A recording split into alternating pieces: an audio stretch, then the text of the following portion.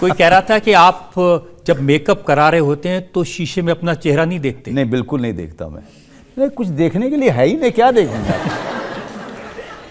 इसीलिए मैंने सोचा है कि कम से कम मरने से पहले अगर कोई टेक्नोलॉजी आ गई तो एक अच्छा चेहरा जो है यहाँ पे लगाया जा सकता है, कोई दिक्कत नहीं है।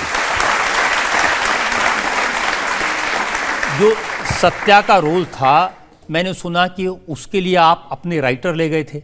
नहीं, वो शुरू से, क्योंकि राम गोपाल वर्मा जी ने कहा था कि मुझे राइटर्स चाहिए, और मैं जो बैंडिट क्वीन में इतने सारे टैलेंट्स के साथ तुमने काम किया है अलग अलग डिपार्टमेंट में, मुझे उस तरह के टैलेंट आप ला के दीजिए। तो सबसे पहले उन्होंने कहा कि मुझे एक बहुत ही क्रांतिकारी राइटर चाहिए जो नए तरीके से लिखे। तो मैं मिला था अनुराग कश्यप से, हम सब लोग यंग थे, वो मुझसे भी छोटा था, तो अनुराग कश्यप को लेके गया। और उसके बाद उन्होंने कहा कि डायलॉग राइटर चाहिए, तो सौरभ शुक्ला मेरा बहुत अच्छा दोस्त हुआ करते थे, मैं उनको लेकर के गया। तो ऐसे कई सारी चीज़ें, मैं भी ऐसी कई सारी चीज़ें आपको बता सकता हूँ।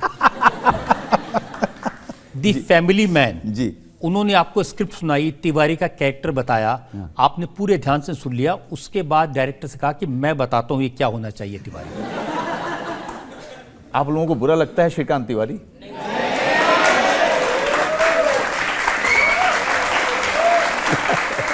फैमिली मैन शुरू होने से पहले श्रीकांत तिवारी की कहानी ये है कि ये बनारस का रहने वाला, वहाँ पे पैदाइश इसकी, वहाँ से दिल्ली यूनिवर्सिटी में आया, दिल्ली यूनिवर्सिटी में पढ़ाई, यूपीएससी कंप्लीट किया हुआ आदमी है, और अब जो है इंटेलिजेंस में काम करता है वो।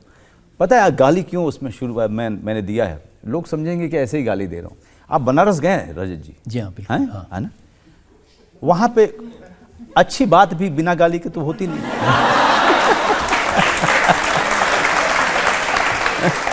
तो उसकी आदत वैसी है, ज़बान ऐसी। दिल्ली यूनिवर्सिटी में वो अपनी पत्नी से मिला था जो कि साउथ इंडिया की थी, और फिर इन लोगों का ट्रांसफ़र हुआ मुंबई जैसे शहर में। तो ये कहानी है। अब उसको जब बनारस का बनाना है और बनाया है उसको, तो उसके साथ न्याय तो करना पड़ेगा। तभी वो आदमी इस तरह का है कि अपने बेटे, और हम बनारस, उसके बेटे से क्या कहता है कि जोर से मत फूंक वरना पीछे से हवा निकल जाए।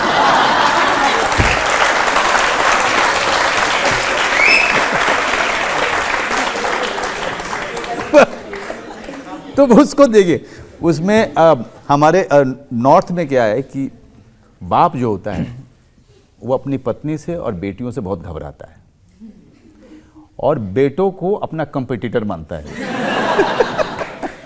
तो बेटों को गाली देने में एक सेकंड भी नहीं वो कतराता है, लेकिन बेटियों के सामने भी गाली नहीं दे सकता है वो। तो उसको नॉर्थ का बाप बनाया है मैंने, तो इसलिए वो उसके सामने किसी भी तरीके की बात करता है। और बहुत ही तंग है, अपने बेटे से बहुत तंग है। उसको लगता है कि यार ये मतलब मेरे घर में ऐसा नालायक कैसे पैदा हो गया, जो वो म्यूज़िक सीखना चाहता है लेकिन उसको ताल का भी पूरा ज्ञान नहीं है। तो उसको लग रहा है कि पैसे मेरे वेस्ट हो रहे हैं, जो पगार आ रही है गवर्नमेंट से वो बिना मतलब इसके ट्यूशन में खर्च हो रहे हैं। एक बंदा काफ़ी है। प्रोड्यूसर मुझे बता रहे थे इसमें डायरेक्टर कौन होगा ये भी आपने तय किया? देखिए, बहुत सारी चीज़ें मेरी मर्जी से नहीं होती, मेरे प्रोड्यूसर की मर्जी।